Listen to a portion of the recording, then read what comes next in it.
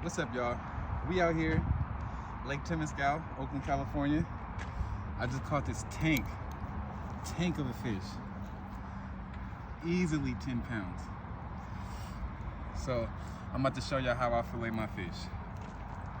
We first start off with catfish specifically, but after I've done it to these a couple times, it translated to other fish. The first thing I do is cut the tail off, and you're gonna see why in a second.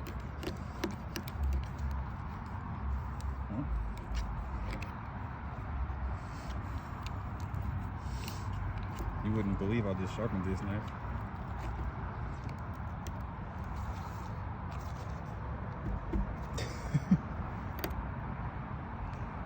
Oh shit, I was going inside of the table. Oh crap.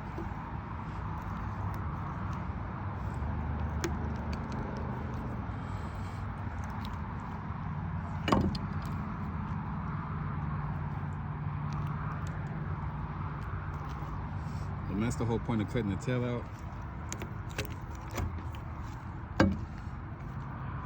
As you can see, you just want to get all that blood out of there. All right, so we got the fish bled out. Normally I would want to wait just a little bit longer till you don't see no more dripping out, but it's the middle of the night and it's cold out here, so we finna just go ahead and get her done.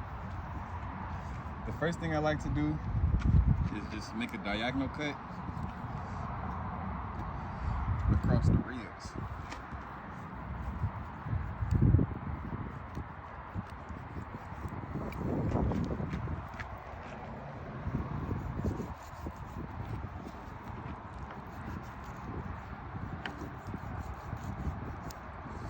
Okay. Then we just come straight down the spine all the way down.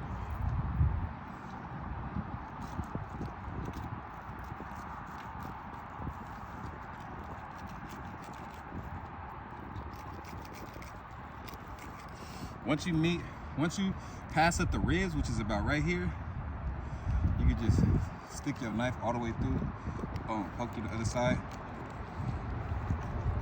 and just try to stay flush with the spine.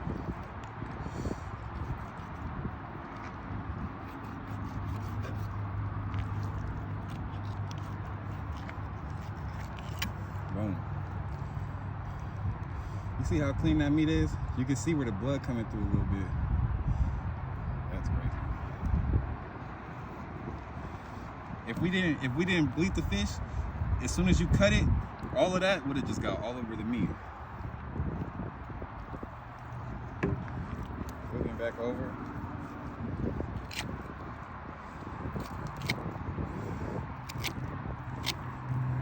Oh damn it! It's a big old girl.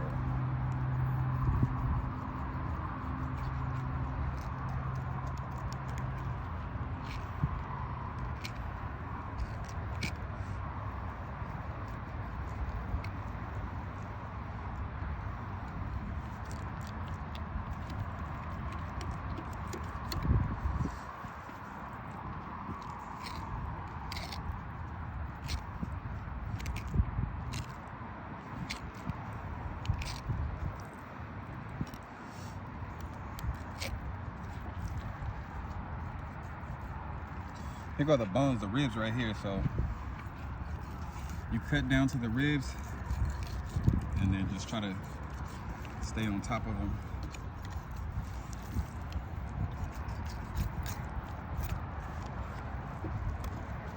Now you got your fillet. All of that, when I get home, I slice it up a couple times, put it in a bowl with some cold water, and just let all the water run through it. That's how it's done. All right, now that I'm home, I got the fish in the sink, and I just simply clean up all of that. Since I cut it off at the lake, it's always like a little bit of something, like specks of shit on there. So my first step is simply just to rinse all of the blood stuff off.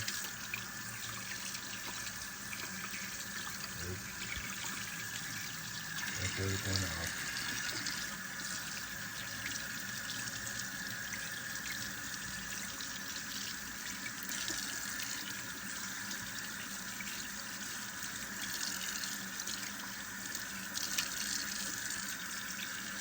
Some people don't like to keep catfish that big. Some people don't know what they're talking about. Everybody say catfish don't taste good when they get big. Well, I'm here to tell you that is a lie. So we're gonna go ahead and clean up all, rinse off the rest of these fish. Then I'm gonna go through and fillet them again. Get all of this blood out of there. And by the time I'm finished, everything's gonna look like this, just straight white. That way when you go to cook it, it just soaks up all of that seasoning. This is the blood, hold on, that's not a good example. I cut all of it out, so I honestly don't got a good example for you, but on the back skin, the back side of the fish, the skin side is where all of the fat and the bloodline is. So I try to fillet and get a little bit above that.